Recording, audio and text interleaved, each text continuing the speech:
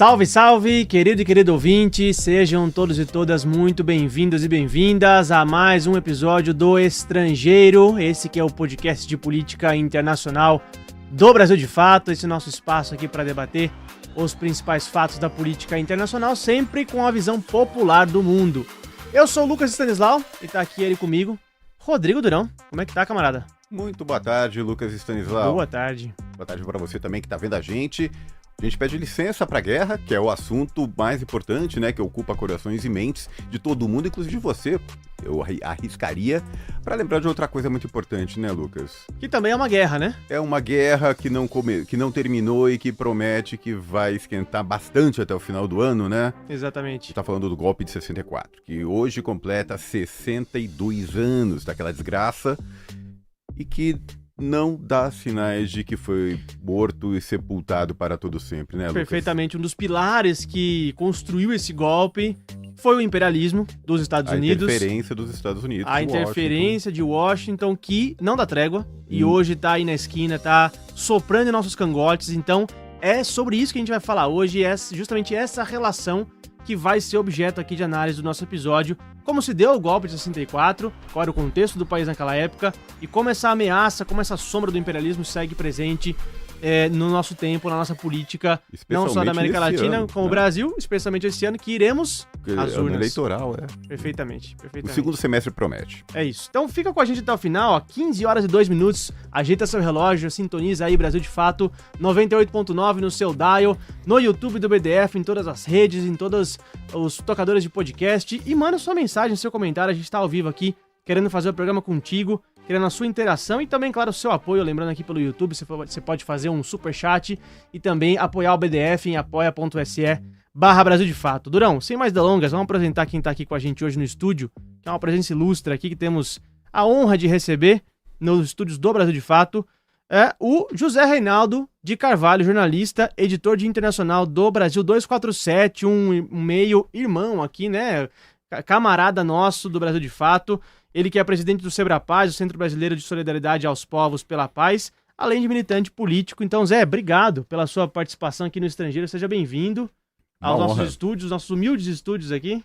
Excelente estúdio. Boa tarde, Lucas. Boa tarde, Rodrigo. Boa tarde ao público do Brasil de Fato. A honra é minha. Muitíssimo obrigado pelo convite. Estou aqui em casa porque, de fato, somos parceiros do Brasil de Fato. Tanto o Brasil 247 como o Sebrapaz é um parceiro dessa coletividade de luta abrigada aqui no Armazém do Campo. Estamos do mesmo lado, né? Estamos, exatamente. Mesma trincheira. Mesma trincheira. Junto e misturado. Zé, eu queria começar te fazendo uma primeira pergunta, assim, que é para ajudar a gente a contextualizar um pouco mais, né? Então, quais são as diferenças, mas principalmente as semelhanças que o Brasil vive no momento atual com o contexto de 64? A gente tinha ali um governo progressista, com lutas sociais muito avançadas, e sofreu um golpe brutal como foi o de 64. Hoje a gente segue com um governo de esquerda, pautando muitas lutas sociais e com essa ameaça, né, sempre constante. Você pode traçar pra gente as semelhanças entre esses dois momentos históricos? Muito bem. Como o Rodrigo disse no começo, e você também, ao apresentar o programa, este é um acontecimento nefasto na história do nosso país, e é uma data que a gente deve sempre lembrar para tirar sempre as lições. E tirar as lições para tirar as consequências práticas, para que jamais ocorra na nossa história aquilo que aconteceu a partir do golpe militar de 1964.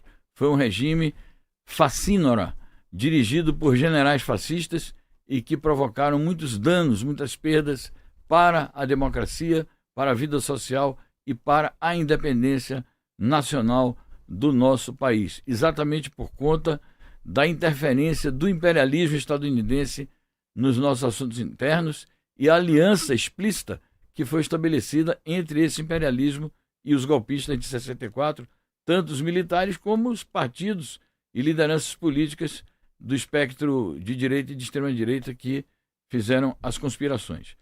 Obviamente que os contextos históricos são diferentes, mas são diferentes porque o mundo naquele momento vivia a Guerra Fria, era outro tipo de polarização que havia no mundo, e hoje nós estamos vivendo o ambiente da multipolaridade, também com conflitos, mas é um contexto distinto. As semelhanças podem ser vistas no seguinte sentido. Naquele momento, houve interferências diretas dos Estados Unidos na vida política nacional, houve um apoio explícito ao golpe. O que não houve foi a intervenção propriamente dita. Mas eles não chegaram com o soldado aqui, né? Exatamente. Mas o resto fizeram exatamente tudo. O Lincoln Gordon, na época, era o embaixador dos Estados Unidos no Brasil, conspirava abertamente. Ele era um elo de ligação entre os políticos reacionários da época e o Departamento de Estado, o Pentágono e a CIA. E, portanto, houve uma participação nesse sentido. E também os Estados Unidos, na época, chegaram a acionar um mecanismo militar, chegaram a deslocar um navio para o nosso litoral para, se fosse necessário, caso houvesse resistência, então eles poderiam intervir na situação interna do Brasil militarmente. Eu acho... Isso, diga. Acho muito curioso, desculpa, mas acho muito curioso que o nome dessa operação era a Operação Brother Sun, né? Exatamente. O irmão Sun, que de irmão tinha pouca coisa, irmão, né? Exatamente, a analogia é essa, o grande irmão.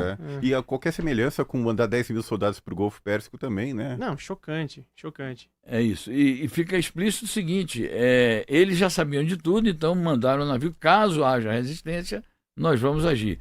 Isso daí está documentado em documentos que foram desclassificados, como se diz, pelo próprio governo dos Estados Unidos. Qual é a semelhança que se pode ver com a situação atual? Primeiro, isso que vocês acabaram de dizer.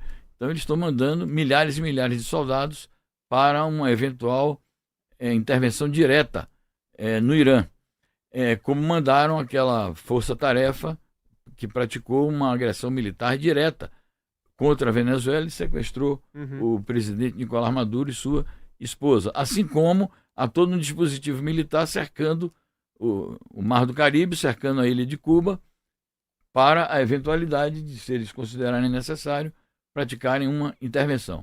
Do ponto de vista nosso, interno, as semelhanças quais são? Na época, os documentos desclassificados também dizem isso. O governo americano dizia, precisamos ver o que fazer com o governo Goulart. O governo Goulart é um governo muito inclinado à esquerda. E nós estamos num período de Guerra Fria com a União Soviética. Então, a consequência automática. Este governo, com fortes inclinações à esquerda, poderá vir a ser um instrumento do comunismo. Poderá ser um instrumento da União Soviética, nosso principal rival. Então, nós temos que, de alguma maneira, agir para que esse governo não continue a fazer as reformas, eles não diziam assim, mas dizemos nós, progressistas, que estavam sendo feitas. Tinha acabado de acontecer a crise dos mísseis. Exatamente. Cubanos, né? Que a União Soviética... Um ano e meio antes. Cedeu mísseis para Cuba se defender. E a própria Revolução Cubana era um elemento muito novo, tinha apenas 5 anos na época do golpe. E havia o medo que virasse um exemplo acatado por outros, seguido por outros países latino-americanos, né? Exatamente. É isso. E é bom lembrar que pouco antes houve uma conferência pan-americana em que, apesar de que o governo de Juscelino Kubitschek foi um governo liberal, um governo que, mesmo depois do golpe de 64, Juscelino foi um líder político importante, democrático, mas naquele ambiente de pressão pré-golpe, o Brasil acabou votando a favor do isolamento de Cuba no âmbito da OEA. Foi uma conferência pan-americana no âmbito da OEA. E não podemos esquecer que Cuba foi expulsa da OEA, por isso que um diplomata célebre cubano dizia que aquilo ali não era um organismo multilateral, e sim o Ministério das Colônias do imperialismo estadunidense. Genial a classificação. Pois é. Agora, em termos de semelhanças, né, nós estamos vivendo hoje um governo progressista, um governo que, embora seja um governo de frente ampla, ele é nucleado por forças de esquerda. E o presidente Lula, nós conhecemos as suas origens, a sua trajetória como líder político popular e que, portanto, está fazendo todo um esforço, como fez nos mandatos anteriores, e a presidenta Dilma também fez, para conduzir o país no sentido progressista, no sentido das reformas sociais, no sentido da... O que destoa do presidente americano, né? Totalmente, e no sentido de defender a soberania nacional. Então, semelhanças de conteúdo, digamos assim, e semelhanças de contradição com o imperialismo, nós podemos identificar na situação atual do Brasil em relação aos Estados Unidos. Não quer dizer que seja inevitável que haja um golpe, mais um golpe no Brasil, regressivo. Não quer dizer que a extrema-direita vai ganhar as eleições futuras deste ano com o apoio do imperialismo. O imperialismo pode ajudar, mas as forças democráticas e patrióticas do Brasil podem, obviamente, resistir, mas as ameaças estão no ar. Estão mesmo, né? Até porque, desculpe, Rodrigo, mas só complementando o raciocínio, não podemos esquecer que durante o governo Obama houve um atrito sério com o Brasil. Os Estados Unidos espionaram a presidenta Dilma, o que levou a cancelar uma visita de Estado que estava programada e agendada. Houve uma tensão momentânea ali, né, entre os dois governos. Exato. E depois muitos pesquisadores apontam para a participação quase direta dos Estados Unidos na Operação Lava Jato, que foi uma coisa que meio que pavimentou o golpe ali em 16, né? Mais um golpe, né? Mais um golpe, exatamente. Mas para ver se a gente vai ter outra coisa parecida ainda esse ano, vão até Brasília, onde está Lorenzo Santiago. Opa! Meu amigo Lorenzo, você está me ouvindo? Ouço muito bem, Durão, Lucas, um abraço pro Zé Reinaldo, a todos que acompanham mais esse episódio do Estrangeiro. Uma saudade que eu tava, né? Tava sentindo falta de participar do Estrangeiro há tanto tempo, porque tantos planos que eu ganhei, que eu disputei nos últimos 2 anos, hoje vai ser mais uma possibilidade, então um grande abraço a todos. E veio em grande estilo, né, Lorenzo? De terno, gravata, com um microfone do Brasil de Fato que não deixa ninguém... enfim, não tem nem palavras para falar sobre esse seu microfone. Ele veio pra cerimônia, tapete vermelho. Ele veio, tapete né? vermelho, Tá nesse cenário de saladas, de folhas verdes. Tá bonito esse mas cenário.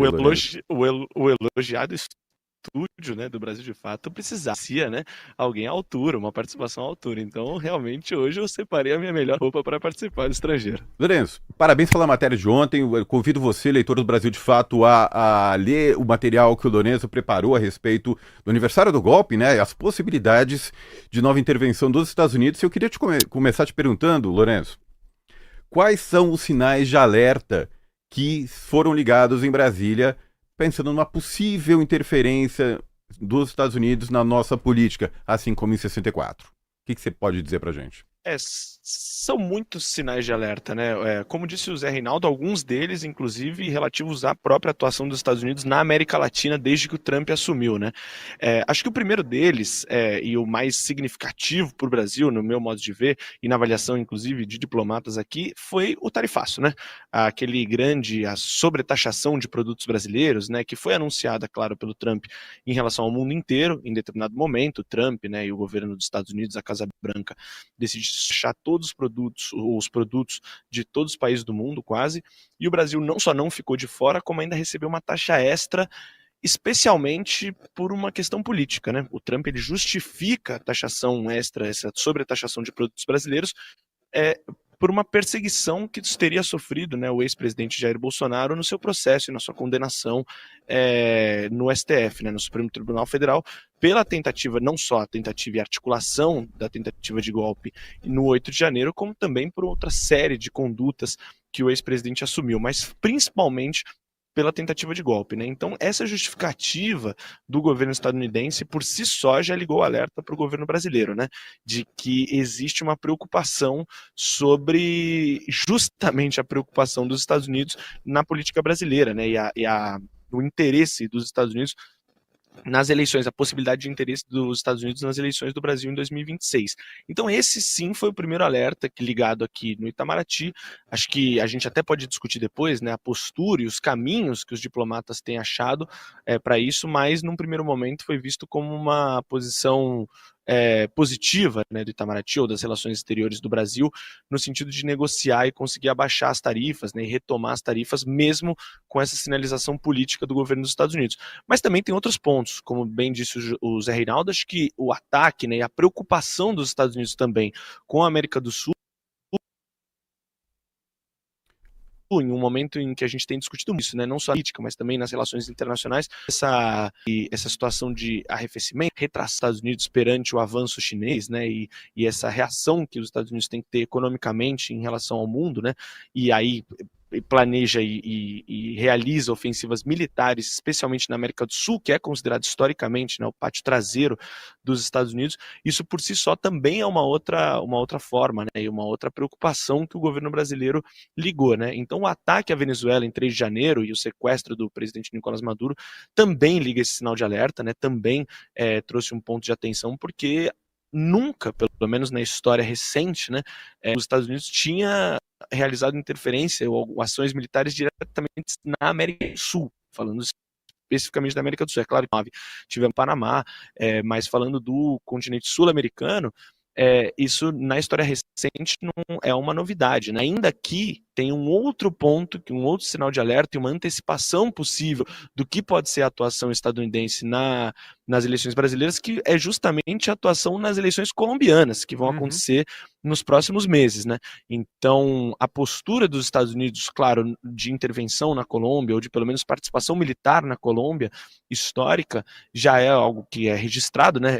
E que tem uma interferência sistemática já na política colombiana, mas o Trump e a Casa Branca já demonstraram interesse, inclusive, em tirar o pacto histórico, né, e o grupo que governa hoje a Colômbia, encabeçado pelo Gustavo Petro, e que pode ser um prelúdio, ser já uma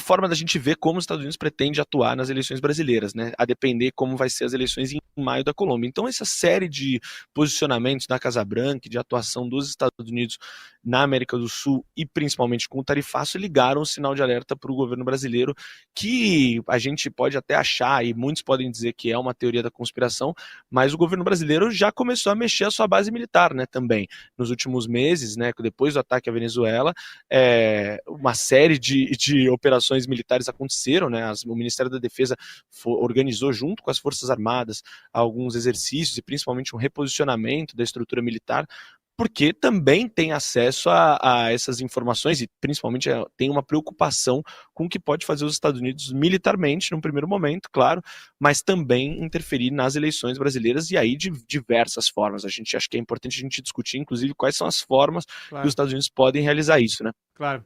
Agora, Durão, acho que tem uma palavra aqui que tá rondando aqui nossa nuvem de palavras, aqui nosso bingo pro episódio de hoje, que eu acho que é um termo fundamental pra gente discutir e colocar na mesa, que é narcoterrorismo. Sim. Essa categoria muito utilizada pelo governo Trump para poder justificar intervenções externas sem passar pelo Congresso.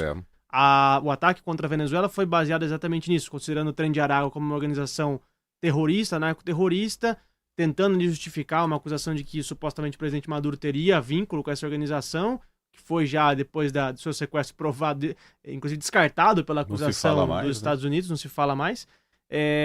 Com essa construção jurídica, com essa construção dessa terminologia jurídica, os Estados Unidos poderiam prescindir do Congresso. Algo que está muito posto também para a Colômbia, inclusive barcos de pescadores ali colombianos são afetados muito pelo bombardeio dos Estados Unidos no Mar Caribe, e também está colocado de certa forma no Brasil, né? Com a possibilidade de criminalização de grupos criminosos, exato, que são mafiosos, como sendo terroristas, né? Exato. Se você criminaliza, se você classifica o Comando Vermelho, o PCC, Primeiro Comando da Capital, como sendo grupos terroristas, você abre essa porta de possibilidades. Você diminui a quantidade de cooperação que você tem com um país que tem grupos terroristas, né? Uhum. Não, inclusive, dias antes do ataque do 3 de janeiro contra a Venezuela, Eduardo Bolsonaro estava nas redes sociais dizendo assim, olha, essa ideia de designar grupos criminosos como narcoterroristas é uma ideia ótima, inclusive deveria ser implementada no Brasil, e há o pacote, o projeto do DERIT, as portas aí de transformar as organizações brasileiras em grupos terroristas. Eu acho que é importante a gente falar para o leitor, para quem está ouvindo a gente, que isso não faz o menor sentido, porque um grupo terrorista, ele pressupõe que exista ideologia por trás, exista uma vontade política de implementar alguma ideia política, não lucro. Quando é lucro, é apenas organização criminosa, como é o caso do Comando Vermelho e do PCC, né? Inclusive, queria ouvir você, Zé, o que você acha disso, essa possibilidade de criminalizar esses grupos como sendo terroristas, para eventualmente ligar o Lula, o presidente da República, a esses grupos. Algo que pra gente não faz nenhum menor sentido, mas que de repente pro exterior pode ali e tal enganar um ou outro. O que você acha disso? E se você pensa que existem outras formas de Washington tentar melar o nosso jogo eleitoral aqui esse ano? Perfeito. A questão é muito bem colocada. O Lourenço fez um excelente relato. E aqui eu vejo dois aspectos. Primeiramente, o aspecto geopolítico da nossa região. Vocês citaram o exemplo da Colômbia, podemos citar também o exemplo do Equador, onde houve operações militares contra o narcotráfico com esse pretexto, operações conjuntas com os Estados Unidos. Além disto, o Donald Trump fez acusações diretas ao governo colombiano, inclusive ofensas diretas à pessoa do presidente Gustavo Petro, vinculando a este tema. Intermitentemente, ele faz isso em relação ao México. Recentemente houve uma operação importante no México. A presidenta Cláudia Sheinbaum, que tem tido um comportamento exemplar, foi obrigada a ir a público para negar uma das muitas mentiras difundidas pelo Trump, de que nós cooperamos e fizemos uma operação conjunta no México. Ela disse: alto lá, o que nós fizemos com vocês foi uma cooperação pontual ligada a temas de informação, de inteligência. Mas operações militares aqui, somente o exército mexicano. Ela foi bastante assertiva nesse... Uma questão de soberania, né? Exatamente. Então, primeiramente, temos que observar esse tema do ambiente externo. No ambiente interno, vocês viram, além dessa declaração de um dos filhos do Inominável no começo do ano, agora, no último fim de semana, nessa região que teve do CEPAC, ambos, tanto ele como o irmão, se referiram a uma ameaça narcoterrorista existente no Brasil, exatamente para vincular a bandeira levantada pelo seu patrão, que é o Donald Trump, com aspectos da nossa política interna. Então, essa é a questão do entorno. A questão brasileira propriamente dita, porque há uma pressão para que o governo brasileiro adote este princípio de que é preciso combater essas organizações como organizações terroristas. Por que eles fazem isso? Exatamente para terem o pretexto de colocar o controle ou a repressão ao crime organizado no status não de questão de segurança interna, segurança pública interna, mas no status de ameaça à segurança nacional, do ponto de vista de ameaça externa também, e dar ao Trump o pretexto para que ele diga: a nossa, dos Estados Unidos, segurança nacional está ameaçada por grupos terroristas brasileiros.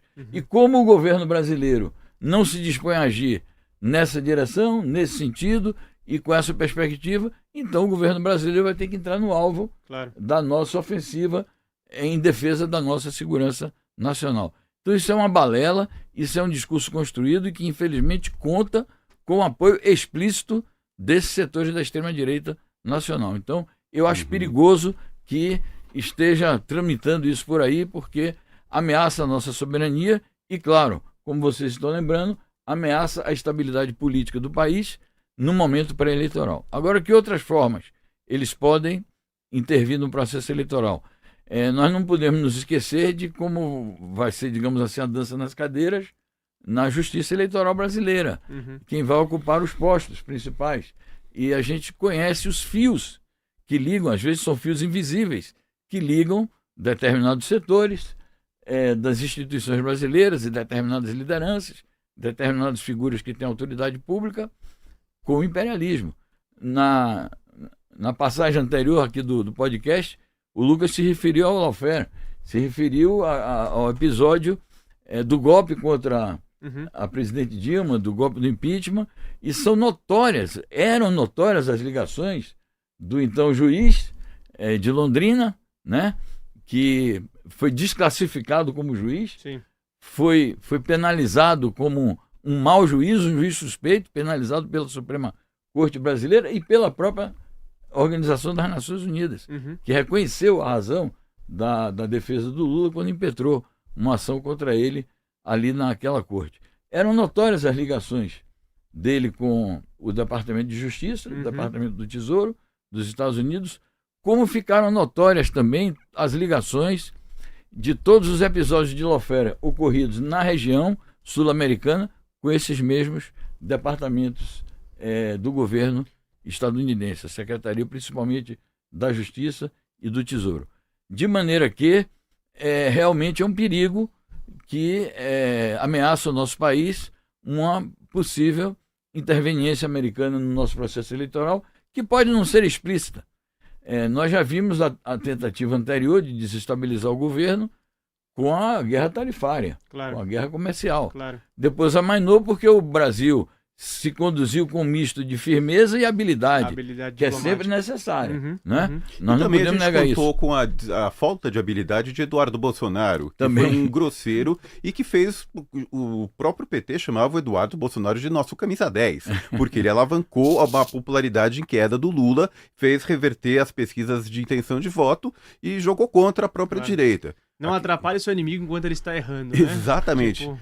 Falando em inimigos e errar, quem vai cuidar da nossa eleição nesse ano vai ser André Mendonça e Nunes Marques. Eles vão ser os responsáveis pela justiça eleitoral. Queria voltar com o Lourenço e perguntar quais outras ameaças, se é que existem outras, que você pensa que podem ser colocadas em prática pelos Estados Unidos nesse ano. Durão, eu não tenho dúvida de que, e uma das coisas que inclusive preocupa muito a diplomacia brasileira é a questão das big techs e da inteligência artificial, principalmente na disseminação de desinformação, né? Acho que esse é o principal canal e a principal ferramenta de desestabilização, acho que das eleições brasileiras hoje, que os Estados Unidos têm, né? Principalmente por meio das plataformas digitais, né? Então, redes sociais, especialmente, né? A gente já é conhecido o quanto o quanto o WhatsApp tem sido, né? Um instrumento também de difusão, de desinformação e de, enfim, propaganda política pela extrema-direita nos últimos anos, e é esse sim o canal que tem as ferramentas, né, os instrumentos que têm gerado preocupação para o governo brasileiro, né? Então, e como vai se dar e como vai alavancar essas plataformas, né, como elas vão alavancar conteúdos, porque ao mesmo tempo que elas tornam as campanhas eleitorais para todos, né, mais baratas, você não precisa mais recorrer à televisão, enfim, à propaganda de rádio e tudo mais, mas ao mesmo tempo que elas são impulsionadas, são geridas, né, por empresários que estão nos Estados Unidos e que têm interesses não só econômicos, mas também políticos no Brasil. Então essa é a principal preocupação do governo brasileiro hoje e também, né, da justiça eleitoral, sobre uma interferência dos Estados Unidos, que já foi provada, né, e já foi usado, testado em outros países. Então a desinformação e principalmente aí também o uso da inteligência artificial também tem sido uma preocupação muito grande para o governo brasileiro e é hoje a principal ameaça, né, dos Estados Unidos, que pode injetar muito dinheiro, né, que pode colocar muito dinheiro para impulsionar conteúdos nessas plataformas. Então, Durão, eu diria que as Big Techs são hoje os principais frentes de preocupação. E uma delas também é importante pontuar, que é o X, né, o antigo Twitter, que é do Elon Musk, que também tem outras plataformas e outras ferramentas digitais de desinformação. O Elon Musk ele tem interesse, por mais que ele já tenha, enfim, discutido com o Trump, até saído do governo, ele tem interesse político e demonstrou mais de uma vez interesse político em países sul-americanos. Um caso que ficou muito expressivo nos últimos anos foi a Bolívia, né? O Elon Musk chegou a twittar em determinado momento que se fosse para dar golpe na Bolívia, ele daria um golpe na Bolívia, e ele faria acontecer um golpe na Bolívia.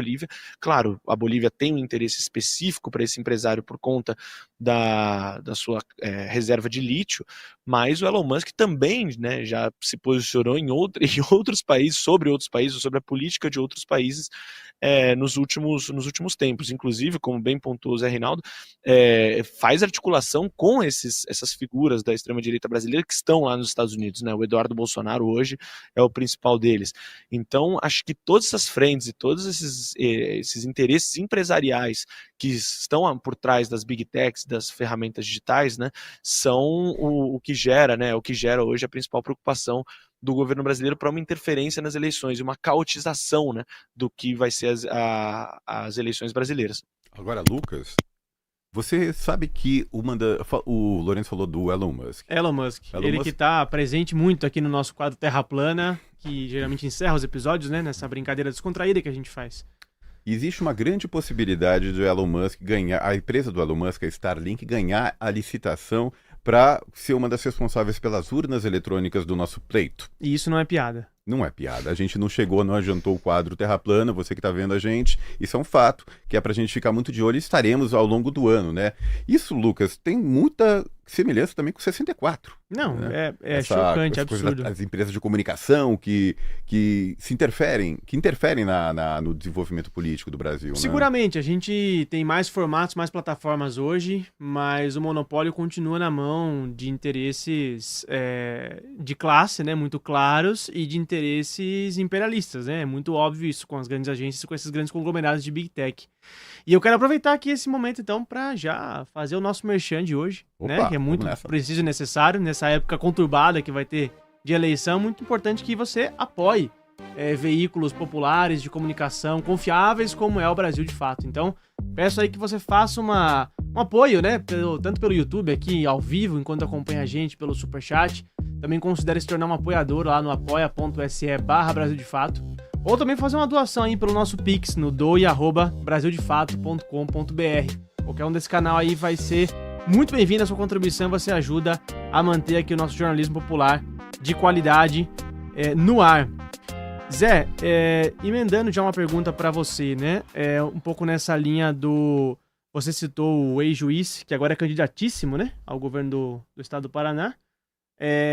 Em 64 a gente tinha um elemento ali em jogo que muito dinheiro estava rolando ali, que era a Aliança pelo Progresso, Aliança para o Progresso, projeto dos Estados Unidos, meio que para abrir linha de créditos para países da América do Sul e dar dinheiro para evitar que eles caíssem no comunismo, para evitar que governos implementassem projetos sociais e tal. Então, em troca, você cobrava uma postura política e econômica alinhada com Washington. No Brasil, essa prática ficou, na verdade, restrita quase aos governos de oposição ao João Goulart. Ali, mais especificamente, o Lacerda, né, na Guanabara, o Magalhães Pinto em Minas, o Adhemar de Barros em São Paulo. Aí, falando dos governadores de hoje, dos candidatos a governadores de hoje, há algum risco de que a extrema-direita hoje, em governos do Estado, não ganhando a presidência, né, ou na campanha presidencial, sejam esse pivô que possam articular com Washington essas possíveis intervenções do nosso cenário eleitoral? Muito bem. Antes eu queria saudar o Lourenço também pelo fato de que ele está ali diante dos ladrilhos do Atos Bulcão, numa demonstração também de difusão cultural, né? Perfeitamente. Então é um cenário bastante apropriado e que agrada aos olhos do nosso público. Nosso perdigueiro lá buscando informações direto da fonte. É isso aí. Bom, você se referindo ao caso do Elon Musk, nós não podemos nos esquecer que um dos principais filhotes institucionais e empresariais da ditadura militar implantada em 64 foi a rede, que hoje já há muito tempo lidera as telecomunicações no nosso país. Instituiu um monopólio execrável sobre os meios de comunicação. A Globo. Exatamente. Não se pode esquecer a cumplicidade durante todo o período da ditadura desse conglomerado de mídia, inclusive no período da campanha memorável e gloriosa das diretas já, em que a Rede Globo acabou sendo execrada na praça pública. Ela só noticiou quando não deu mais para não noticiar. Eu lembro que eu era criança na época, mas os protestos eles foram crescendo, e quando chegaram num ponto que não dava mais para tapar o sol com a peneira, a Globo foi obrigada, né? Na Candelária, aquele Praça da Sé. Isso. E exatamente quando não precisava mais, por conta disso, a militância introduziu a grande palavra de ordem: fora a Rede Globo. Escorraçaram a Globo ali da Praça da Sé. Eu me lembro disso, estava lá pessoalmente, mas certamente que isso ocorreu em outras praças do nosso país. Então, só esse parênteses aí. Isso que você acabou de colocar, Lucas, é muito importante e é gravíssimo, porque já está havendo uma conspiração de governadores que são de oposição, que são de extrema-direita, uma conspiração juntamente com os Estados Unidos para desestabilizar o governo do presidente Lula e para afrontar e atentar contra a soberania nacional. O que foi o gesto do governador de São Paulo de colocar o boné do MAGA e de apoiar explicitamente a guerra tarifária contra o Brasil. Uhum. Então foi uma demonstração clara disso. O que foi a comitiva em que ele e outros governadores da extrema-direita fizeram para Israel esse país que pratica um genocídio, no auge do genocídio contra a Palestina, eles foram lá brindar apoio. O próprio Caiado, dizendo que vai negociar a terra rara com os Estados Eu ia Unidos, mencionar isso. é uma bobagem sem fim. Isso Exato. aí é anticonstitucional. Um governo estadual não tem essa prerrogativa de fazer esse tipo de negociação. É jogar para a torcida, jogar para uma torcida que está ávida por essa volta à ligação forte com os Estados Unidos, né? É impressionante como isso ainda tem eco aqui no Brasil, não é? Exatamente. E eu ia citar exatamente este fato, porque é muito grave, ainda que esteja revestido desse caráter assim propagandístico, para ter uma bandeira eleitoral com que polarizar as atenções de um certo setor da extrema-direita que é abertamente entreguista, mas eles fizeram uma articulação e que constitui uma ameaça à soberania do país, obrigou o presidente Lula, do jeito dele, sempre habilidoso, sempre bem-humorado, mas muito firme, de dizer alto lá. Essa questão de negociação referente a minerais e quaisquer outras coisas que envolvam o subsolo nacional dizem respeito exclusivo à União, portanto, à esfera federal. Então é uma apropriação indevida, digamos assim, de atribuições, de prerrogativas, mas eu acho que eles estão fazendo isso como um ensaio geral para concretizar alguma ameaça lá adiante. Então é bom a gente ficar atento, que eu acho que pode ser uma das portas pelas quais pode entrar também a tentativa de interferência do imperialismo estadunidense no nosso processo eleitoral. Amanhã ou depois aparece o Marco Rubio aí da vida, ou algum outro secretário do governo de Washington dizendo que apoia a iniciativa dos governadores, estamos aqui para recebê-los, estamos aqui para assinar contratos, está aqui uma minuta, e criar uma situação, digamos, de saia justa diplomática para o Brasil, que vai exigir naturalmente uma resposta enérgica. Sem dúvida. Agora, é muito curioso, né? Como Washington vem apostando em figuras e depois toma posturas erráticas, né? Eu lembro do caso da Maria Corina, por exemplo. Maria Corina Machado, opositora histórica da Venezuela, considerada ali a figura para ser encampada pelos Estados Unidos, pelo governo Trump, por suas relações históricas com a extrema-direita estadunidense, por suas relações históricas com essa diáspora cubana, venezuelana, que vive ali na Flórida, que é muito radicalizada, né? O de ultradireita, que tem ligações com o Marco Rubio, esse falcão republicano aí, também de ascendência cubana. E sua amizade enorme com o Marco Rubio, mas que na hora H foi descartada pelo Trump. Tá escanteada pela Casa Branca. Isso parece um modus operandi da extrema-direita de descartar as pessoas como aliados, como se não importassem muito. A falta de lealdade para com os aliados, né? Justamente. Maria Coringou. Já é. Exatamente. O cara tá fora do baralho. Precisamos de uma sonoplastia aqui, gente. Uns tambores e um prato. Mas é uma coisa até pra gente perguntar pro Lourenço, né? Como é que tá o clima disso em Brasília. Porque muito se falava quando da prisão do Bolsonaro, como é que os Estados Unidos iam reagir. E depois, assim, de meses, desde que foi aplicado o tarifaço, em que o Trump citava ali a caça às bruxas, né, a ditadura do STF, até agora, a postura vem desescalando muito. Esse apoio que ficou muito evidente ali da época do tarifaço, hoje é quase que uma amizade desfeita, até uma relação meio fria, né? Então eu queria ouvir do Lourenço também, como é que tanto a extrema-direita em Brasília, né, quanto as suas fontes que têm conversado, Lourenço, reagem a esse respeito dessa relação entre a extrema-direita brasileira e o presidente dos Estados Unidos.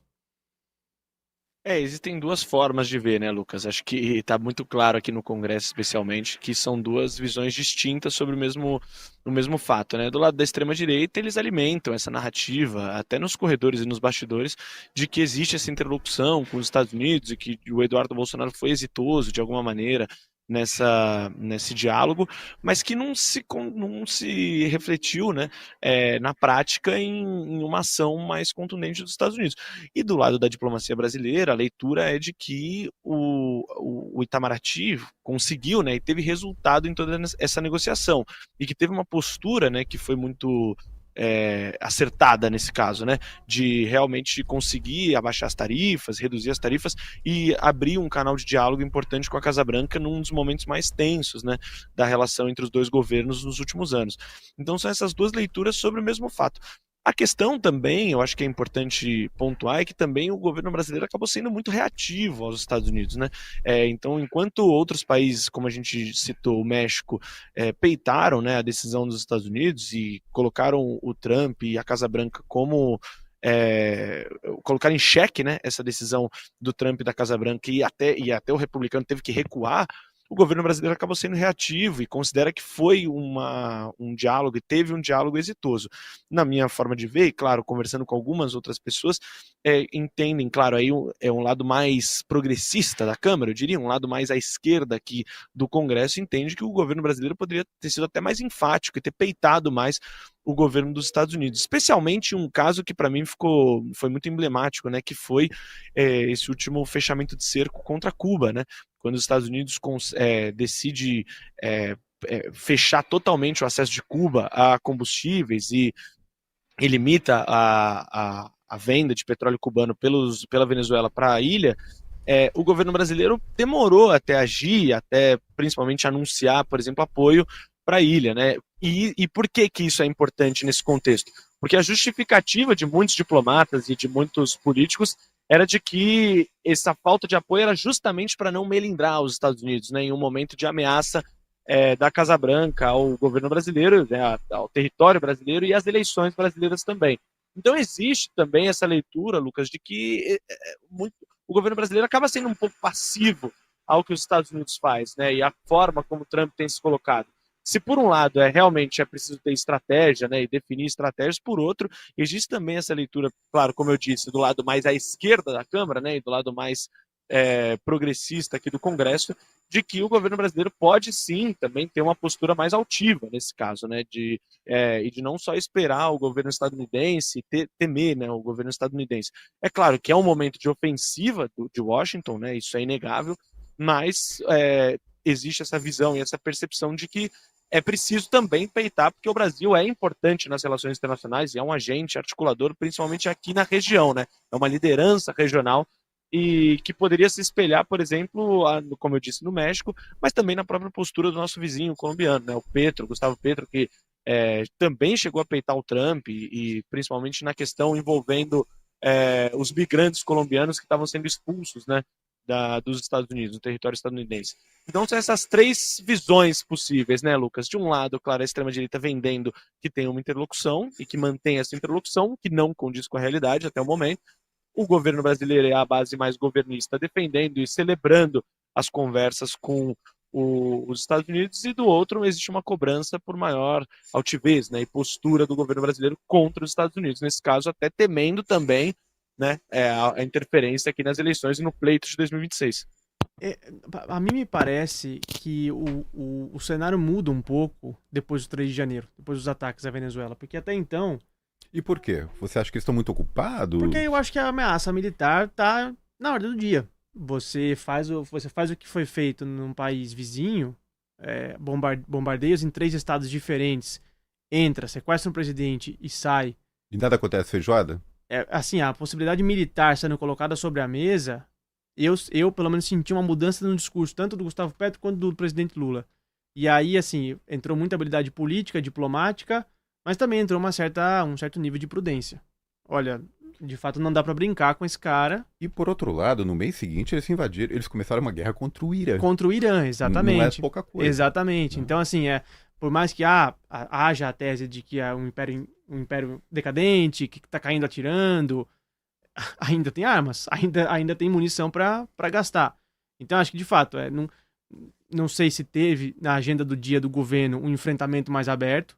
Me lembro que no começo do tarifaço a postura do Brasil foi muito altiva e foi muito popular. Pesquisas de opinião deram conta de que a população respaldava o governo nesse sentido. Então, a soberania deve ser um tema que vai pautar as eleições, e aí a gente precisa tentar analisar como é que a extrema-direita vai se colocar, porque se associar com Trump pode ser muito impopular, pode tirar voto. Esse é um ponto, né? Exatamente. Será que Trump vai virar uma figura tão tóxica? Até te pergunto, Zé, você acha que corre o risco de o Trump virar uma coisa tão tóxica, tão horrorosa, que o brasileiro médio vai falar, nossa, eu não quero me associar a isso aqui, e se algum brasileiro, como os bolsonaros, que ficarem puxando tanto saco deles, eu vou pro outro lado. Você acha que pode ter um movimento assim?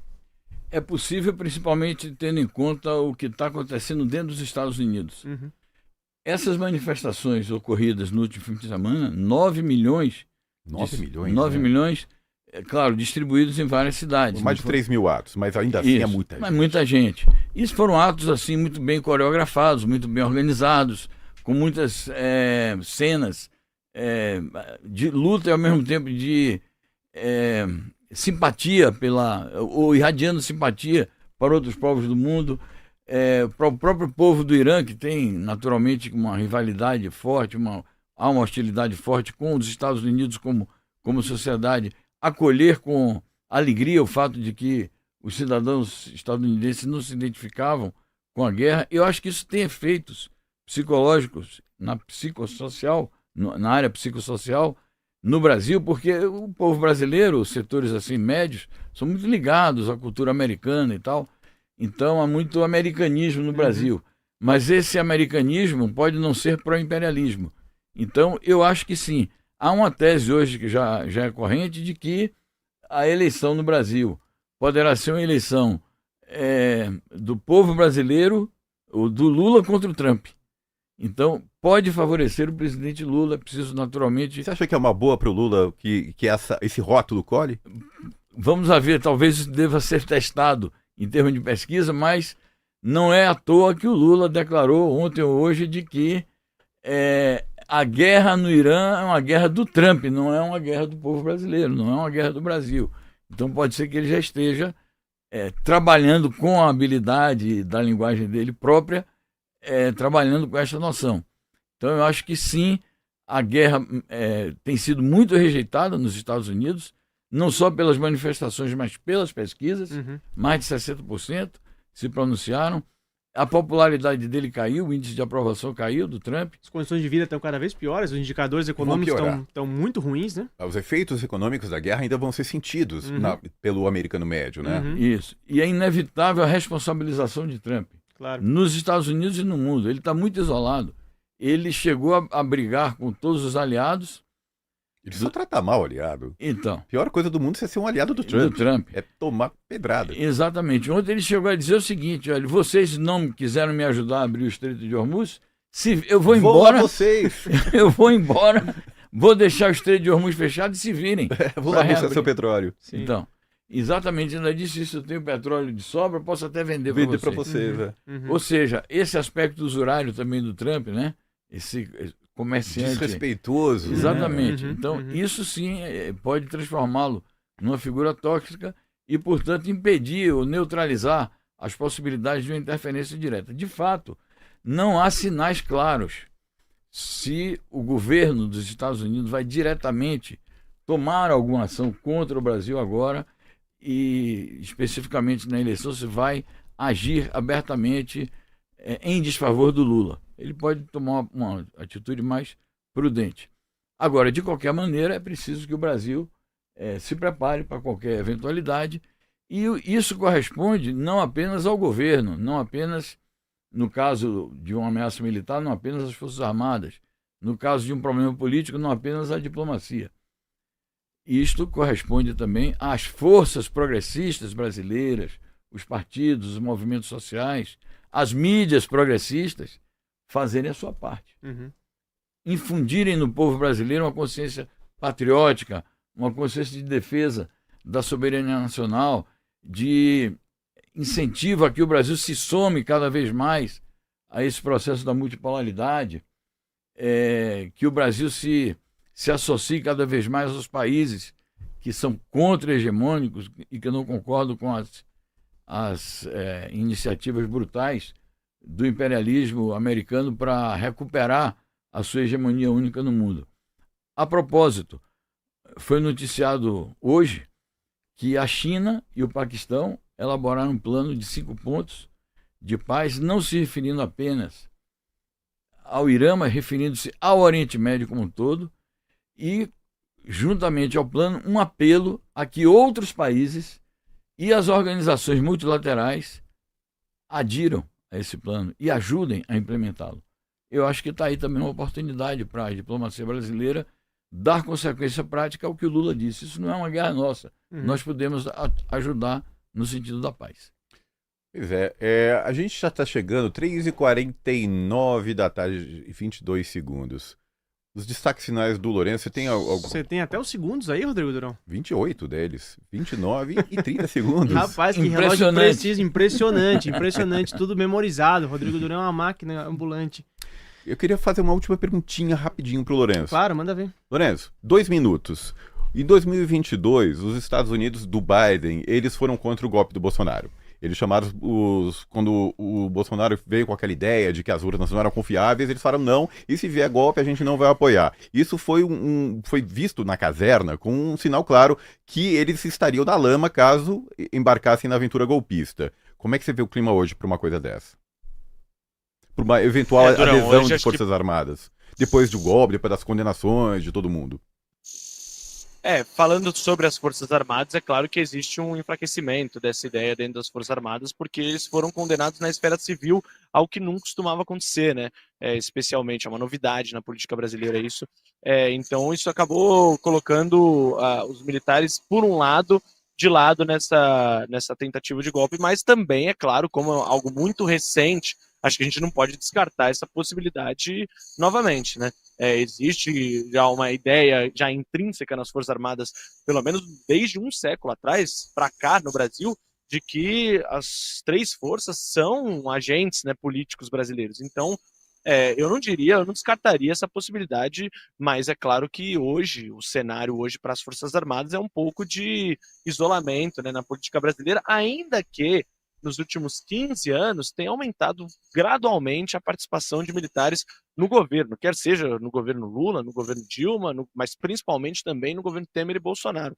Então existe, claro, esse isolamento, mas também a percepção é de que o Trump não teria a mesma postura do Biden, né, de recusar um golpe e uma intervenção militar no Brasil, especialmente dos militares brasileiros, né? Ou seja, o Trump não precisaria colocar nenhum soldado aqui e ainda assim conseguiria dar um golpe. Então, é uma situação complexa, é difícil de fazer essa previsão, mas eu não descartaria, claro, uma nova tentativa em uma eventual vitória do Lula para um quarto mandato. O que é mais difícil de decifrar, um democrata, um republicano ou Trump apavorado, né? São duas coisas completamente enigmáticas. Assim, o Trump eu achei indecifrável, eu acho que a gente só deve admirar. É extremamente errático. Semana que vem, no próximo Estrangeiro, a gente pode estar falando de um outro posicionamento completamente divergente do que ele tomou essa semana. É um negócio absurdo. Se a gente pegar o histórico, como a gente vem tratando o Trump desde o começo do ano, não precisa nem ir pro ano passado, desde o começo do ano, é chocante. Bom, mas já que falamos dele então, bora virar esse quadro? Eu acho que sim, chegou a hora, né? Pro lado B da Terra plana? Vamos lá. Então vamos lá brincar de Terra plana, por favor. We don't need no education.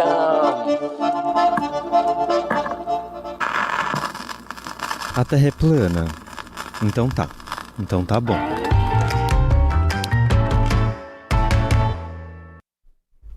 E vejam que ela voltou a vinheta que semana passada estava desaparecida, tirou uma folga na quarta-feira passada, colocou essa né? vinheta aí pra gente, né?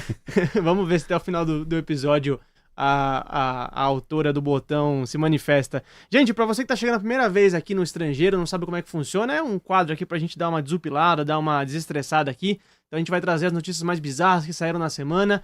Eu, Lourenço e Durão. E quem vai escolher hoje, quem vai ter o voto, o veredito aqui, é o nosso querido convidado, Zé Reinaldo. Então estamos em suas mãos, hein, camarada? E quero já passar a bola, então, lá pra Brasília. Lourenço Santiago, o que você traz pra gente, camarada, da capital federal? Da capital federal, e eu diria que eu tô do lado de baixo, então, da Terra plana hoje, tá? Hoje eu acordei mais do lado de baixo da Terra plana. E eu vou trazer, no porão da Terra plana, e eu vou trazer a supracitada Maria Corina Machado, já, olha, né? Só. Que tanto acompanhei durante 2 anos na Venezuela, quase, foi se encontrar ontem, né? Justamente com o secretário de Estado dos Estados Unidos, o Marco Rubio, mais uma vez, dentro daquela brincadeira, né?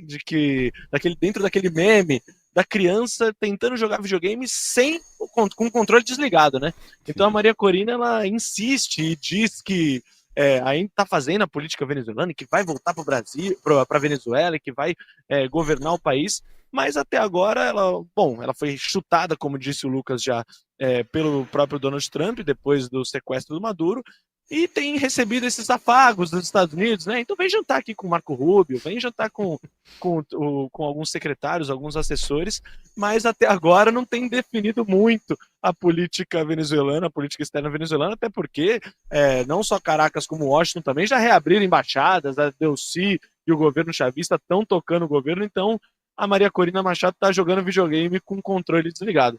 Ô, Lourenço, você acha que ela pagou o jantar? Ela teve que devolver o prêmio Nobel, né? O dinheiro. Eu acho que nesse caso o Marco Rubio propôs para dividir a conta, né? Chegou ali, ele falou, cada um paga o seu, né? E nem adiantou ela dar aquela medalhinha do Nobel pro Trump, né? Dar aquele agrado, aquela esmolinha ali, não rolou. Errado. Não rolou. Será que eles estão jogando PlayStation ou Mario Kart, Durão? Você que me diz. O que você traz pra gente, cara? Ai. Olha, eu vou falar de Trump, né? Não dá pra não falar de Donald Trump. Não dá. Eu vou falar da pantomima que ele fez durante toda a semana, desde o final de semana passado, dizendo dia a dia que estava negociando com o Irã, e o Irã falando, nananina não. Hoje chegou no limite de Donald Trump falar, a gente vai sair dessa guerra, porque já negociando tudo que tinha que negociar, mesmo que a gente não tenha chegado em acordo nenhum, e a previsão de abrir o Estreito de Hormuz. Mas a gente vai acabar porque a gente já teve muitos sucessos, entendeu? Teve uma mudança de regime, o regime atual é muito mais, menos hostil, o filho do Ayatollah, filho do Khamenei, que não existe mais nenhum incentivo para eles não terem uma bomba atômica, é considerado um regime menos hostil por Donald Trump. Enough is enough. Ele cansou de brincar de guerra, agora vai para casa decretando vitória, embora o mundo todo veja que é uma grande derrota. E a palavra que me vem na cabeça não tem como não ser menos do que ridículo. É muito ridículo. E a gente dizia que vai ser igual ao Vietnã. Eles vão passar a história inteira dizendo que venceram, quando o mundo inteiro sabe que eles não venceram. É chocante, é ridículo, é gritante. É ridículo. Então eu vou pro Trump do Sul, que tem um cabelo tanto quanto estapafúrdio como... O Trump com suíças. Exatamente, que é Javier Milei, que tem ministros piores do que ele, ministro Luiz Caputo, ministro da Fazenda, do Javier Milei, fez uma reunião com o setor supermercadista, né, do varejo da Argentina, algumas redes de supermercados ali, estrangeiras, nacionais, e o pessoal foi reclamar pra ele, falou, olha, o consumo caiu muito, ministro. Aí ele falou, não, eu não entendo, porque deve ser a guerra. Inclusive, se não fosse a guerra, a Argentina estaria crescendo 10%. Estaria com taxas de 10%. Então, de fato, uma guerra que começou desde o começo do governo Milei, né, talvez, quando a gente sabe que não. E uma guerra, inclusive, que Milei disse estar preparado para ajudar, para enviar tropas. Então, se a guerra está atrapalhando a economia do governo Milei, como é que ele vai enviar tropas? Então, Toto Caputo, muito estapafúrdio, como sempre, o mesmo que disse que não comprava roupas na Argentina, né? Quando foram reclamar que a roupa tava cara. Ele falou, eu não sei, eu não compro roupa na Argentina, eu compro só no exterior. Então ele dá mais uma pérola aí pra gente se deliciar com esse governo ultraliberal do Javier Milei. É só capote. Zé Reinaldo Carvalho, obrigado, camarada, pela sua participação aqui no Estrangeiro. Foi uma honra te receber aqui nesse episódio todo especial. Você aí que é não só um combatente da ditadura, mas um sobrevivente também do golpe, né? Então, obrigado aqui pela sua participação e volte sempre aqui, a casa é sempre sua. Eu que agradeço, fiquei honrado com o convite, participar desse diálogo com vocês e desejar muito sucesso a esse programa, a essa emissora. Vocês prestam um grande serviço à luta pela verdade e pela elevação do nível de consciência do povo brasileiro. E na luta anti-imperialista, por óbvio. Maravilha. Camarada, para quem que vai então essa semana esse troféu maravilhoso aqui? Escolha a melhor notícia, se é que tem a melhor ou a pior, né? A melhor do ponto de vista da bizarrice, né? Exatamente. É o derrotado cantando vitória, não tenha dúvida. Muito que bem. Rodrigo Durão, vencedor da semana. Vamos lá, né? Olha o empate no cômputo geral, a reação está acontecendo, né? Cara, esse placar tá muito parecido com a tabela do Brasileirão, só queria dizer isso. Estão emulando aqui a coliderança do Campeonato Brasileiro. Lourenço Santiago, obrigado, camarada. Que prazer ter você aqui de novo, viu? Volte sempre. Um grande abraço, espero novos convites, saudade de participar do Estrangeiro. Um grande abraço, Lucas, Zé Reinaldo, Durão e todo mundo que acompanhou mais essa edição. Voltamos em breve. Da próxima, a gente queremos de fraco, hein? Não vamos aceitar menos do que do que isso, né? Gravata borboleta Summer. e tudo mais. Durão, obrigado, cara, por mais esse episódio maravilhoso aqui no Estrangeiro. Valeu, Lucas. Semana que vem estamos aqui. E lembrando você, ouvinte, você leitor, você telespectador, internauta, que o Estrangeiro é apresentado por mim, Rodrigo Durão e Lucas Stanislau, escrito também com a direção de Camila Salmásio, edição e sonorização de Adilson Oliveira, operação do Switcher Marina Ortega, identidade visual de Rafael Canoba. No Brasil de Fato, a coordenação de jornalismo é da Monize Ravena e Lucas Stanislau, com direção de executiva de Nina Pirales. Querido ouvinte, muito obrigado e até quarta-feira que vem.